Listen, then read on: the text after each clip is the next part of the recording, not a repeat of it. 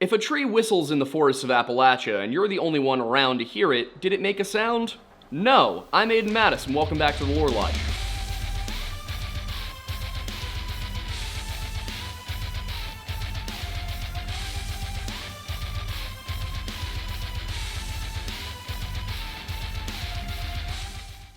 If you've been on the internet really at all in the last few years, you've probably come across several references to the Appalachian Mountains. These hills are filled with stories of everything from ghosts to feral people, due in large part to a unique mixture of Native American and Celtic cultures, as well as a history of strange occurrences. They also boast one of the most popular hiking destinations in the United States of America, the Appalachian Trail, which sees over 3 million visitors every year. Of course, only about 1 in 1,000 of these visitors are hiking the whole loop, which begins at Mount Fannin in Georgia and then goes up to the terminus at Mount Katahdin in Maine. But even without the scary stories, a hike on the Appalachian Trail is no joke, with treacherous terrain, dead-end branches, and dangerous wildlife presenting all manner of challenges. Those who go out unprepared, those who panic on the trail, and even those who allow their perceived expertise to blind them to their own errors, sometimes find themselves irretrievably lost amongst this mountain wilderness. And one such incident was the 1970 disappearance of 16-year-old Boy Scout Geoff Hague. Hague was a member of the Morristown, Tennessee Explorer Scout Post, the Explorer Scouts being a precursor to the Venture Scout organization. In early February of 1970, Geoff and 2 other scouts from his post went on a weekend camping trip in Great Smokies Mountains National Park. They were accompanied there by their scoutmaster as well as another adult advisor. They had no trouble getting from the parking lot to their destination on Saturday, and then they spent the night. Everything went off without a hitch, and then the next morning, as they were getting ready to leave, as they had just started their trip back, Geoff asked to stop and take a rest. Being that Geoff was 16 years old and had been in scouting since he was 12, nobody really thought that this was odd, and the rest of the group proceeded on towards the parking lot about 3 miles away, simply assuming that Geoff would be right behind them. In reality, it was the very last time that Geoff Hague would be seen alive. The search effort which followed Geoff's disappearance on Sunday, February 8, 1970 was absolutely massive. And many of the people involved found it impossible not to notice the similarities to a case that had occurred very recently, the disappearance of Dennis Martin in 1969. Famously, Dennis was never found, and the Park Service, as well as the surrounding communities, could not bear the thought of another boy gone missing with no answers. Unfortunately, their efforts ended in tragedy, as Geoff Hague was found deceased during the course of the search. But while this tragic discovery brought closure to the family, it also left lingering questions about how Geoff had come to meet his fate and why he had made the decisions that he did. If we're to answer those questions, there are a number of factors that we have to consider, which means diving into the full story from the beginning. But the first factor that we need to consider is today's partner for this video, Factor. We've been working with Factor for a long time now, not just because they're a great partner to work with, but also because we genuinely enjoy their product. Factor provides ready-to-eat, never-frozen meals that come from your fridge to your microwave, and 2 minutes later, you are done, you are good to go, you have your full chef-prepared meal. Now you may be asking yourself, Aiden, why would I need this? I can cook, and there's restaurants, I can go get takeout. Why microwavable food? Well, first of all, it's not your average, microwavable pre-cooked meal. It's actually genuine food, it's delicious, you can read the ingredients, they're right there. I like this stuff. But to more directly answer your question, I don't have time to cook often. I'm just a busy person. So if you're like us, where maybe it's that you work multiple jobs, or you have a lot of hours at your main job, or you've just got a lot going on.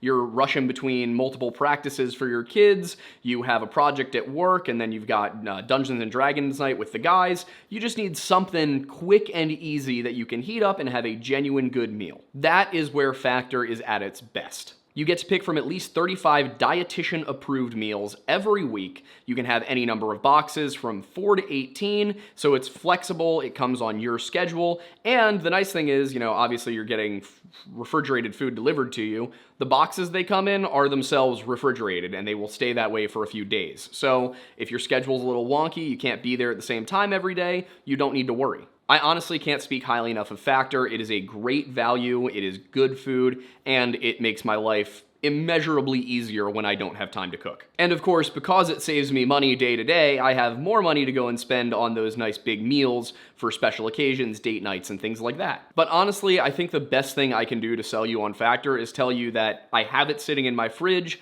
I get a delivery each week, and I do in fact pay for it myself. So I'm not just here being a spokesman, I am here as a customer telling you it's a good product. And if you would like to try it yourself, you can go to factor75.com and use code LoreLodge50 at checkout to get 50% off your first order and then 20% off the following 4 orders. Once again, that is factor75.com and code LoreLodge50, or you can just scan the QR code on your screen or go to the link in the description to get 50% off your first Factor box and then 20% off the next 4. And now I am hungry. Back to the content.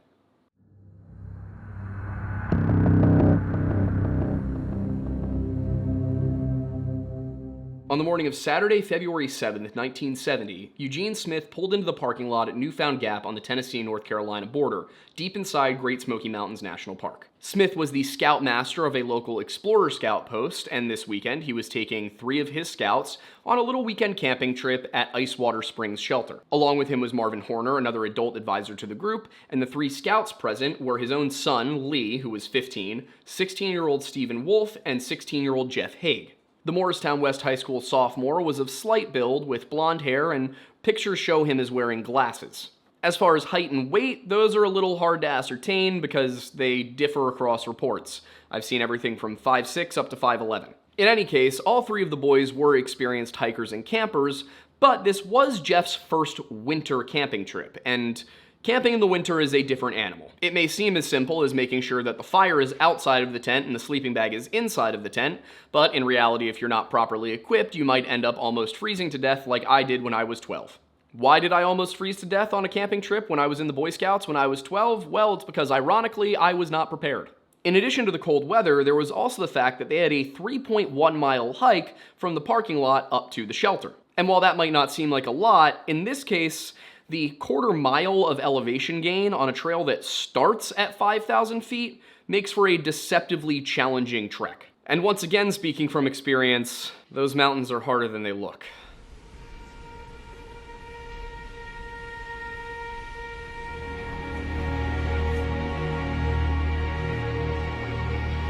One suggested he was wearing loafers, and the other suggested he was wearing tennis shoes. Tennis shoes seems significantly more likely. Yeah, then why would you wear loafers up here? Yeah, so I don't know. Well, shut up. Pay him back up. This is called drip. It's different. Nonetheless, the first day's hike went off without any trouble, with all 5 members of the group making it to the campsite and settling in. Pulling something I'm sure that my stepfather wished he could have pulled on any of my Boy Scout camping trips, Horner left early, and he just headed back to the car and went home once everybody was there. Christian, I'm sorry I put you through that as many times as I did. The next morning, the group made breakfast, packed up their things, and then began heading west back down the Appalachian Trail towards Newfound Gap. But then, around 9:30 a.m., as they reached the point of the Appalachian Trail where the Boulevard Trail breaks off to the north, Geoff said that he needed to stop and take a rest. But it wasn't going to be any big deal. He would catch up with them further down the trail at the parking lot. Now, according to a number of the accounts that I read in the papers from the time, it seems that the way this broke down was that Mr. Smith, Eugene Smith, had left the campsite with Geoffrey Hague and with Stephen Wolfe and left his own son, Lee Smith, back so he could finish packing up. So when Geoff told them, "I think I need to take a break," they assumed that he would just wait for Lee to finish up and then be on his way. So, Scoutmaster Smith, thinking, all right, my son's right behind him, they'll link up, buddy system, this all works out, I can go on with Wolfe and we'll just wait for them in the parking lot. Approximately 2 hours later, Eugene and Stephen did in fact arrive in the parking lot, where they got to the car and then turned around to wait for the other 2 boys. Approximately 10 minutes later, Lee emerged from the trail, but Geoff was not with him. This confused Eugene Smith, who asked his son, "Where's Geoff?" And Lee had not been aware that he was supposed to run into Geoff. The 3 of them waited there a short while longer before an increasingly concerned Eugene decided that they needed to get up that trail and look for Geoff. He had been gone too long. If he hadn't appeared yet and Lee hadn't seen him along the trail, something had gone wrong. So Smith and the 2 scouts retraced their steps all the way back up the Appalachian Trail to Icewater Springs Shelter, and at no point did they come across the missing Boy Scout. And to make matters worse, when they had woken up that morning, there had been 4 to 6 inches of snow on the ground. And at this point, the snow was coming down yet again. With time to find and follow Jeff's tracks running out, Eugene made the decision to go to the ranger station where he reported Geoff Hague as missing. Rangers immediately got onto the scene and scoured the area until dark, but try as they might, they could find no sign of Geoff either. But despite their failure to recover him that day, the searchers were optimistic. As far as missing people go, properly equipped Boy Scouts are some of the most capable of surviving in the wilderness. I do in fact have a survival merit badge. Actually, it might be camping. Now, Geoff had no tent, but he did have a sleeping bag, matches, some food, and warm enough clothing to keep him from freezing overnight. And at one point, National Park Rangers did say they believed that Geoff was capable, with what he was thought to have had, of surviving for 7 to 10 days on his own. At least, he could survive if he kept his wits about him.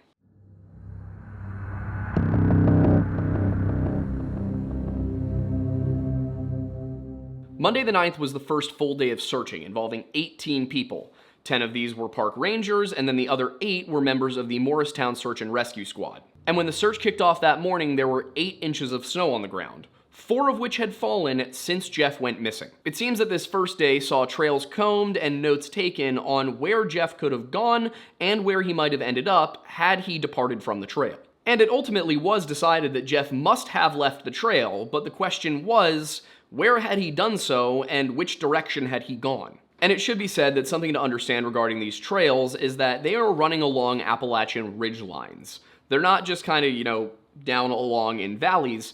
It's steep slopes on both sides of these trails. Now, it's not like if you go a couple of feet off, you're going to tumble to your death, but it's not exactly easy to just go downhill off one of them. The idea that Geoff had left the trail where he was last seen was sort of, pushed to the side because there were no tracks indicating that he had done so, and it would have been incredibly difficult to do that anyway, and nobody could think of any reason either. There were trails that went essentially north, east, and west, and then to the south was just a mountain slope. There was nothing beyond that slope, no reason for Geoff to go down that slope, so it was kind of assumed that he had not done that. And by definition, if he had not gone off the trail immediately, then he must have taken the trail in some direction. Now, assuming that he had not turned back and gone east, and knowing that he never made it to the parking lot, there's only a couple of places he could have gone while remaining on the trail. He could have gone west for about a mile and then turned south onto the Sweat Heifer Trail, or he could have gone immediately north from the junction onto the Boulevard Trail. When searchers checked the Sweat Heifer Trail, it had absolutely no tracks on it, so it was presumed that Geoff must have taken the heavily trafficked Boulevard Trail. The problem was they had no way of differentiating Geoff's footprints from any other footprints on the trail. So far as anybody could tell at this point, all they really knew was that Geoff seemed to have gone up the Boulevard Trail and then had either departed from that trail or made it to the end. After nothing of real value was found on the first day, the search was massively expanded on the second day, with over 100 searchers involved in the effort, bloodhounds brought in, and an HQ established at the Icewater Spring Shelter. The 2 dogs brought in were Sam, owned by a Benton Taylor of Asheville, North Carolina, and Tracer, the Sevier County Rescue Squad's dog. And if I pronounced Sevier wrong, then I assume Wendigoon will appear at my home someday soon, and you will hear from me no longer. Unfortunately, despite having the dogs on hand, the search teams were faced with a problem. In the 17-degree weather, Sam's nose started to freeze. That meant that they only had 2 dogs for about an hour before one had to be taken off the trail. Tracer, on the other hand, continued to search until dark, but he was unable to locate any scent under the now 2 feet of snow. In terms of human assistance for the search effort, 48 volunteers from a variety of rescue squads came in, and those included the Knoxville and Chattanooga squads of Tennessee, as well as Greenville and Cherokee, which are both North Carolina. Now, one thing that was aiding them in their search is that Geoff's father, William, told them that he had trained Geoff, if you're ever lost in the woods, find water and go downstream. So, in addition to checking all of the trails beyond what had been achieved up to that point, they also designated several locations where they believed he may have gotten stuck off trail. One of those areas was called Huggins Hell, described in the Knoxville News-Sentinel as an incredibly steep and rugged section west of the Boulevard Trail.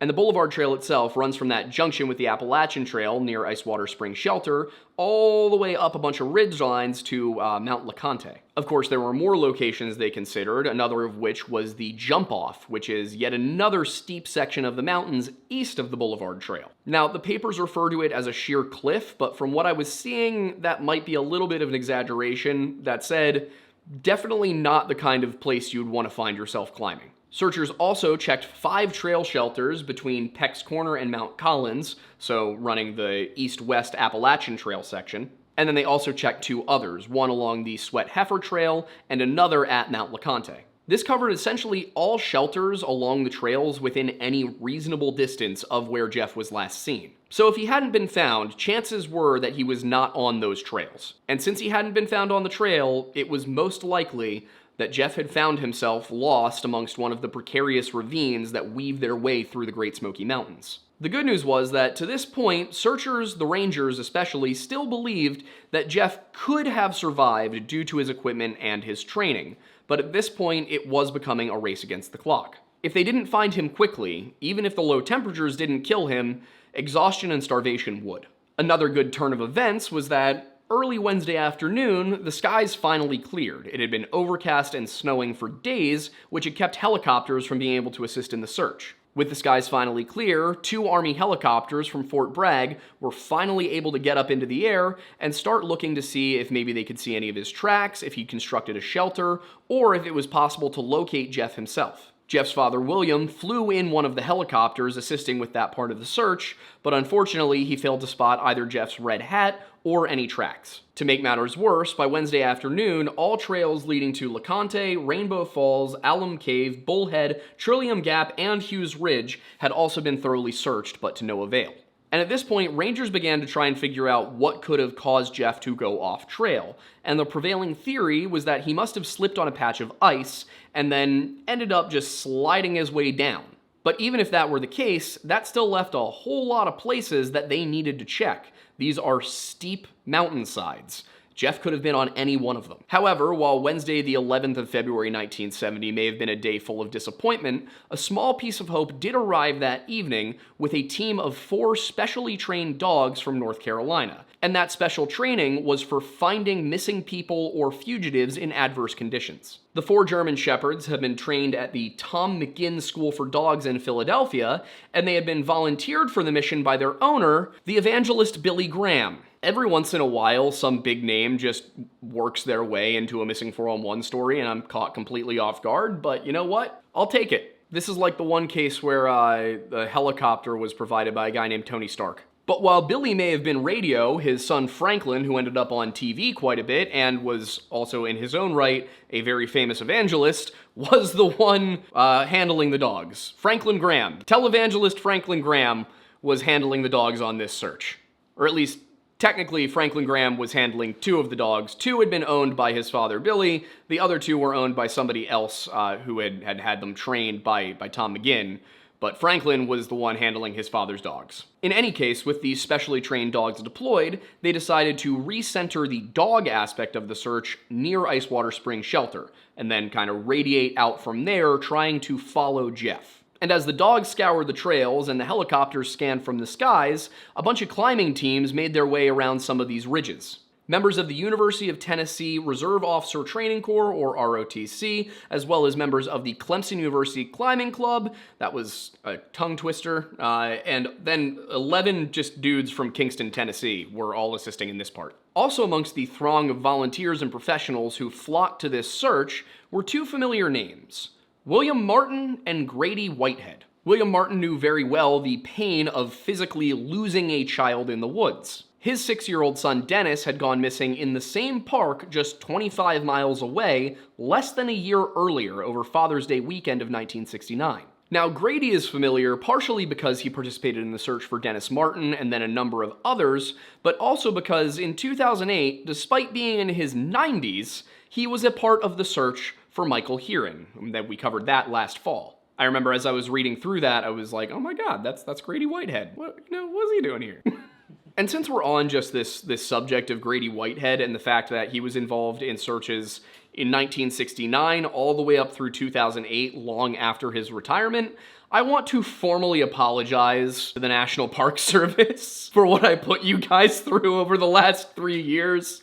That was not cool of me. I really thought I was onto something for a minute. Such is life. You know, since attaining virality on TikTok over accusing you guys of hiding the Wendigo, I have come to realize that most national park rangers are really stand-up people who are dedicated to conservation above basically anything else, and just making sure the great outdoors are something that's accessible for everybody and keeping those places safe as well, and then risking their own lives repeatedly on search missions for which they're not even really paid anything extra. I'm sorry, guys. That wasn't too chill of me. That said, it is still a federal organization, which means that at the top, I am sure it is pathetically corrupt. But the majority of you guys were on the ground just trying to keep the parks safe for everybody and keep the parks there for everybody. We appreciate you. Especially because you guys have to go through what we're about to talk about.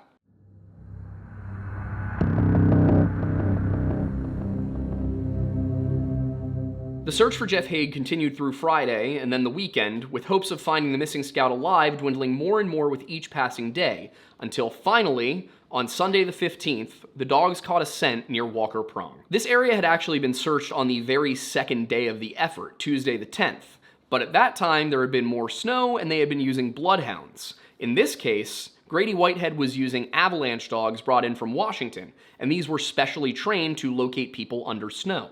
Searchers then noted that from the location where Geoff had last been seen, Highway 441 was visible. They then considered it possible that Geoff had gone the wrong way and accidentally taken the Boulevard Trail, realized his error, and then decided to try and take a shortcut back to the parking lot. From the Boulevard Trail, if you're looking down, what you'd see is 1.5 miles of creek leading to a paved road. To a 16-year-old who is just looking to get somewhere warm, that might seem like a good idea. The next morning, on Monday the 16th, a dog team led by Grady Whitehead descended into the ravine, where the dogs soon led them to a rather strange sight. Piled on a rock in the middle of the stream were Hague's sleeping bag, backpack, a can of food, his cooking gear, a toothbrush, a can opener, and 2 belts. Nearby, they also found an apple core and a number of dry but unburnt sticks. And while this was definitely an important discovery, it was also a disquieting one. This is because it was unclear exactly how long the gear had been there,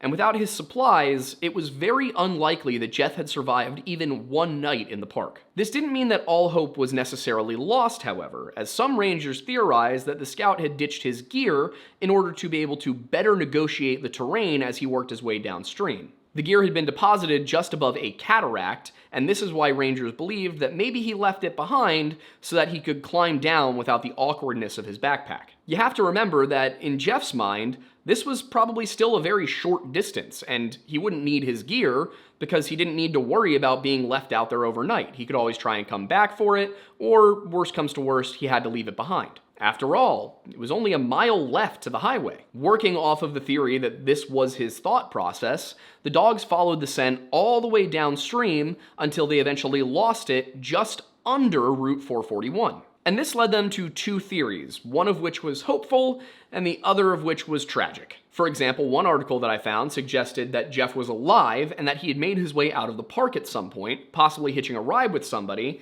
and that somebody was now just unaware he was missing. Others believed that the evidence pointed to Geoff perishing on that first night and his scent simply being carried downstream by the creek itself. Sadly, nobody had to wait long to figure out who was right. Geoff Hague's body was discovered the following day around 10 a.m., resting under a tree some 300 yards beneath the Boulevard Trail. The condition of his body was a little bit puzzling, with the coroner unable to determine a specific cause of death. Geoff had been found wearing a pair of cotton Scouts pants, long underwear, a sweatshirt, a t-shirt, a red wool hat, and his glasses, but what he wasn't wearing was the more interesting part. Geoff had a boot and a sock on his right foot, but his left foot was bare, the boot and sock as well as his jacket and canteen lying near his body.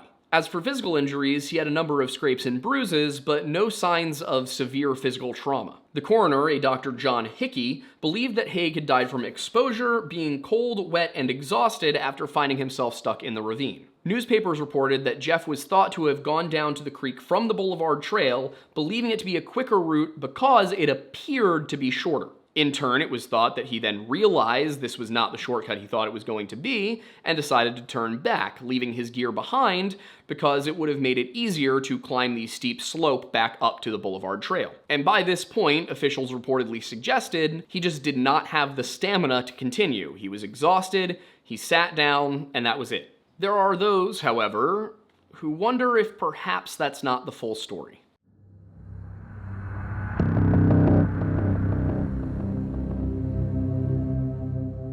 While tragic and of course somewhat confusing, the recovery of Geoff's body was enough for the Hagues, who accepted this as being some horrible and unfortunate accident. But others have questions about the decisions that Geoff made, as well as those that he didn't make once in the ravine. Chiefly, why did Geoff take off his boot? Why didn't he start a fire? Why didn't he use his sleeping bag or bedroll? And why did he leave his gear in the middle of a stream? In addition, questions arose about his behavior prior to entering the valley in the first place. Why would he leave the trail instead of backtracking? Why did he go up the wrong trail in the first place? And finally, why didn't he wait for Lee Smith? Now, some of these may have fairly mundane answers. For example, he may have felt the onset of frostbite and taken off his boot and his sock to try and rub some warmth into his freezing toes. In fact, it would seem likely that this was the very last action he took based on the position of his body. There's also the fact that he reportedly had matches and a sleeping bag, both of which would seem like a better option than taking off your boot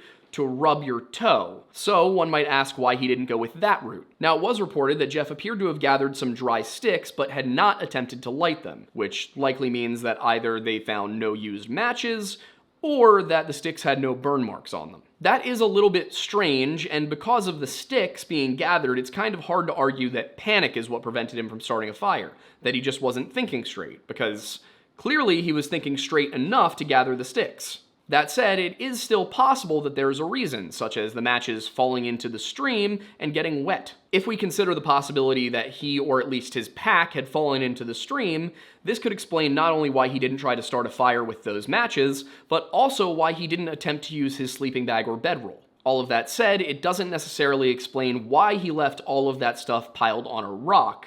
Maybe he was trying to let it dry out. The reports do say it was neatly piled on a rock. That could be it. I just wouldn't call that definitive. The reason I won't call it definitive is because neatly piled on a rock doesn't really tell me if it was laid out as if it was supposed to be drying. But, like I said, it is possible that his gear fell into the creek, and so he was trying to let it dry, or at the very least, he realized none of it was usable. It could also be that the reports of him having matches were incorrect. I think I only read that in one newspaper article.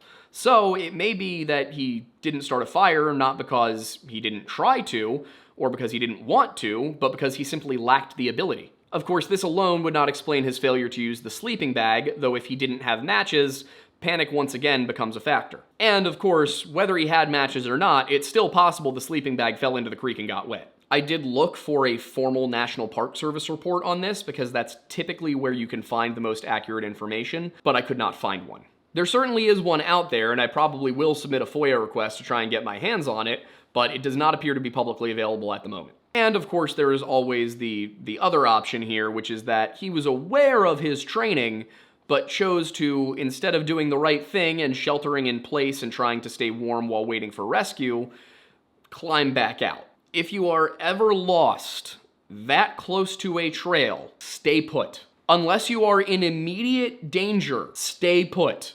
They will come find you. No matter what, basically any of those explanations does explain one other question, which is, why was he not found on that second day of the search? How was it that they walked right past him and he didn't hear them, or they didn't hear him, didn't see him? What happened here? Well, the answer is that he was already dead, because he was unable to get a fire started and he did not use his sleeping bag. Geoff almost certainly died that Sunday night or the following Monday before anybody got there. Now, that is of course assuming that he went into the ravine on the first day that he was missing, but given the other evidence, it seems very unlikely that he could have remained on the trail during that time and not been found. And as for that decision to leave the trail for his shortcut in the first place, I think that one can be explained by the simple fact that Geoff was a 16-year-old boy with survival training, And once again, speaking from experience, you kind of think you're invincible and can handle anything. Will I say flat out that that's what it was? It was just that teenage cockiness that drove him to go off trail? No, there are other possibilities, but it's important to consider exactly how plausible that one is. He literally could have just thought, this looks fun, and tried to do it. The bigger question, in my opinion, is not why did he decide to go into the ravine, but how did he end up on the Boulevard Trail in the first place? He never should have been on that trail, let alone going off of it, and anyway, he was supposed to be waiting for Lee Smith. And there's also one other thing that only came up in one newspaper report, so I didn't want to put too much stock in it, but I do think it's important. That thing is that one of the reports, it actually might have been even two of them, but one or only, if it was any more than one, it was not more than three. Point is, they said that the dogs could not track a scent north of the prong, north of Walker Camp Prong. And the thing is, the spot where he was supposed to have come from was north of Walker Camp Prong. Now, again, it could just be that the reporting was incorrect or that the reporting was unclear, but from what it seemed to me, it almost looked like the reporting was saying both he descended from the Boulevard Trail and also there was no scent trail of him descending from the Boulevard Trail. Now, again, number of possibilities here. Could have been that meltwater washed away the scent, could have been that it was blown away by wind, could have been the newspapers were wrong. It just stuck out as a little weird to me. And the reason I say this is weird is actually twofold. A, if he had come from the Boulevard Trail down south, he should have left a scent. Now, of course, as we said, there are possible reasons he might not have. But if he entered Walker Camp Prong from the southwest side, he would have already been at Route 441. So when I looked at this, it seemed like the most likely case here was that this was an error in the reporting, that something just, got lost or mistranslated along the way.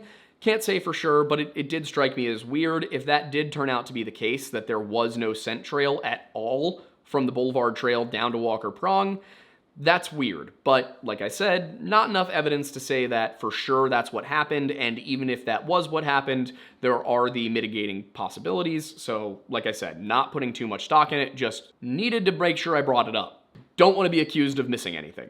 But like I said, the fact that he ended up on the wrong trail at all is puzzling to me. While a good amount of what happened in the ravine, as well as how he may have gotten there, can be given explanations, other questions still remain. Why did Geoff ask to stop so soon? Why did he leave before Lee Smith arrived? And what compelled him to go in entirely the opposite direction of his intended destination? Based upon these questions, some have suggested that Geoff was not trying to take a shortcut at all, at least not at first. Instead, they argue that something much more sinister happened, and that Geoff Hague may not have been the only victim.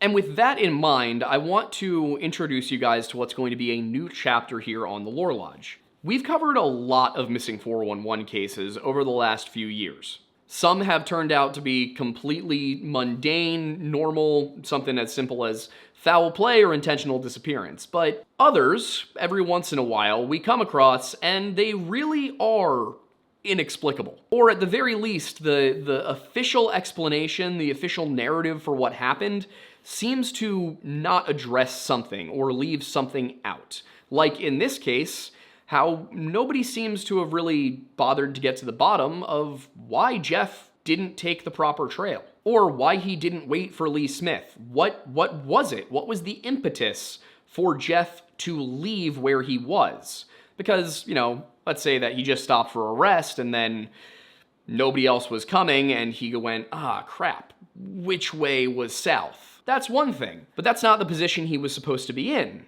Supposedly what happened here is Geoff stopped and then a couple of minutes later walked off.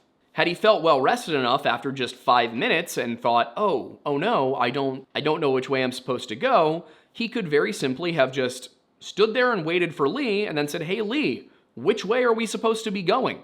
It would also be very weird for him to get turned around in the first place, considering that there's just two directions you could possibly go, and he as a Boy Scout, we have to assume the kid had a compass on him. Overcast skies might prevent you from using the sun to determine directions, But in this case, he really should have been able to figure out which way is south, which suggests that Geoff either intentionally went the wrong way, or that something compelled him to go the wrong way. And it's these cases that interest me. It's these specific instances where I go, all right, well, what about the other cases in the area? Is there anything that sounds like this? So what I thought would be a good next step for us is to continue doing what we've been doing of looking at missing 411 cases and really digging through the evidence to determine, is this an inexplicable mystery, or is this something that was just poorly reported on? But the way I'm going to do it, the way I'm going to organize cases, is not going to be just by what seems the most interesting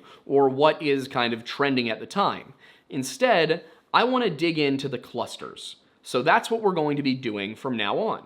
Each Missing 411 video will be part of a greater series, and each series will focus on a cluster. Some of these series might be as short as 2 videos, others might be as long as 5 or 6. Pennsylvania, for example, has 39 cases to cover.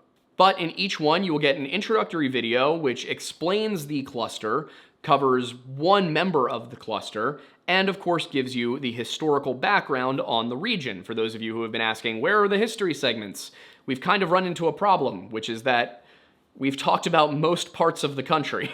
So in order to not repeat ourselves, what we're going to be doing is putting the history segment into the first video of each series. And I will say that when we're looking at, a smiley face killer's case or something like that outside of our Missing 411 style content, we will still likely do the history segment. Just for these ones, since the clusters are going to be focused on the same geographic area across multiple videos, we can't cover the same history every single time.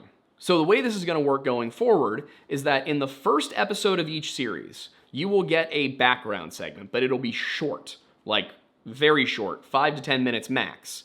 And then over on our other channel, The History Hut, there will be a full in-depth video in this style on that region. So for those of you who just want the brief background and you like seeing it up front in the video, it will be there. For those who don't like the history segment at all, now you don't really have to deal with it more often than not. And for those who really do love the history segment, unfortunately, you're gonna have to go over to another channel, but you'll get more of it on that channel. We felt this was the compromise that made the most people happy. To coincide with this new organizational structure, we're gonna be doing something else as well, which is adding something to our Patreon and YouTube benefits. That something is, for just the $1 a month level and up, you will get access to the notes as well as the transcripts of the month's videos. So say it's, July 5th, we're gonna post the transcripts from everything that went up June 5th, or from June 1st through June 30th. You'll have the transcripts and the notes from each video, so you can go back and follow along again if you want to, or you can add those to your own research projects. Included in these digital versions of the notes, there also should be hyperlinks that can take you to the sources I used when researching. So I guess that what we can do for this video is consider this the introduction to the Great Smoky Mountains Cluster series. Now, obviously there was no history segment in this video, and you might be wondering about that. Well, we're just gonna put it on the last video in the series, which the last video of each series is going to be an analysis of that cluster. So in this case alone, you will get the history stuff at the end of the series, but the good news is, you guys are gonna hear about the entire Great Smoky Mountains cluster over the next few weeks. That means a more in-depth return to classics like Dennis Martin, a quick summary of Mike Heron, and then several that you've probably never heard of before. I know I hadn't. With all of that said, if you would like to support what we're doing here at the Lore Lodge, you can join us on Patreon or here on YouTube for just $1 a month. As I said, that gets you access to things like Drunk Folklore, our Liquored Lore show, as well as the notes and transcript of each episode. You can also support us by grabbing our coffee from Tableau Roasting Company. It is Mount Pocono Perk. It is delicious. I helped design it myself. Matt Moore is an artisan and a genius, a gentleman, and a scholar. We are ramping up our deal with Bunker Branding, so we will very soon be bringing you brand new, high-quality, American-made merch. And of course, if you want more Lodge, there are plenty of ways to get it. I would recommend joining our Discord, bit.ly/jointhelodge, in order to get the most up-to-date information.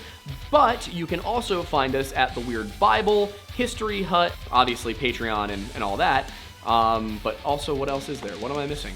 My personal channel, Aiden Mattis. That's what it was. So yeah, that's more Lodge. If you want live Lodge, we have that too. It's Sunday nights at 7 p.m. Eastern, here on this YouTube channel. Every other week we bring in a guest and talk about something unsolved or paranormal, just that general kind of thing.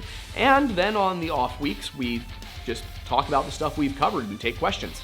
Last couple of things, I would like to thank Factor for sponsoring not just this video, but a number of our videos in the past. And I want to tell you guys to be on the lookout for our new channels with new hosts, simply produced by Aiden and myself. Those are going to be on subjects like music, mental health, and the service industry. Crazy stories from it. And with all that said, I'm Aiden Madison. Thanks for stopping by the Lore Lodge.